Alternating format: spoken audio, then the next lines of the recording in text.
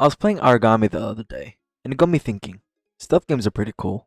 Should I try and make one for the lols? Did some research and came across Sebastian Log's videos on stealth system and thought to myself, this is pretty cool. So I set myself to make the most basic stealth game within a day, and here's how that went. I started off looking for some free assets that I could use.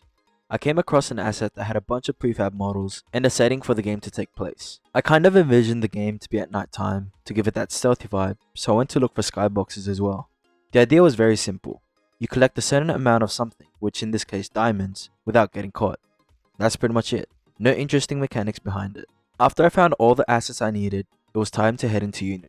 I took the sample scene from the town and turned it into night by turning the directional light to black and changing the skybox. I even added the little ninja guy and had his start point at the dock. I coded his movement in first, and it was working just fine. But you know, you can't have a ninja doing T-pose in a stealth game, which is why I went to Mixamo and got some animations to give it that ninja creeping up on you type walk. Following up, I wanted the game to start by giving the player a view of the scene, then zooming in down to the character. I just felt like it would be nice to see where the guards are, as well as the diamonds before you head in. Now that's done, it's time for me to work on the enemy. I had the guard on patrol from certain points using an empty game object back and forth. The enemy would follow the pattern based on the amount of waypoints it had, and then loop back to the start. I even included a red spotlight to give it a visual for when he detects the player. Going back to Mixamo, I downloaded a walk and idle animation for the guard, when they walk and turn corners.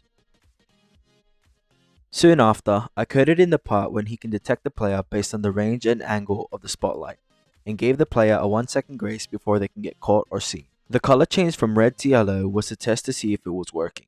Being a bit extra, I added a UI bar to help the players know how long they have until you get detected by the guard. The image was set to filled and would lerp up to 1, but once you get out of range, it will lerp back down to 0. Since I had that working, once the player would get caught, I had the timescale set to 0. But later on, I added the game over screen where you would just restart. It was around 6 PM, and I decided to take a break and have my mind relax for a while. One eternity later. After my break, I went on to add the diamond prefabs into the scene, scattered across the map. I implemented a quick UI in Photoshop that I then linked up to some code, so when the player goes to collect the diamonds, the variable changes. I also had it so once you collect all 5 diamonds, a win screen would pop up. But for now, I use debug.log. Close to being done, I created the game over screen as well as the win screen, with a little animation at the start where it comes down. When you press space, when you lose or win, the game will restart. All that's left to do now is position all the other guards in the scene. This took the most time since each guard had their own path and I had to rearrange certain points, making sure the player was able to pass them or else it would be impossible to even play the game. But yep, that's pretty much it. I finished around 11 PM, knowing that it looked so bad. Like I said, it was a very simple game, or better yet, even a prototype. It's not to a level where it's even comparable to Origami with abilities and stealth finishes. I just thought it'd be fun to do a little challenge to make a small game since I had nothing else to do that day. That's pretty much it for this video. I mean, I did enjoy making the game, and if I'm ever in the mood for it, maybe I'll expand on this. But till then, see y'all in the next video. Bye!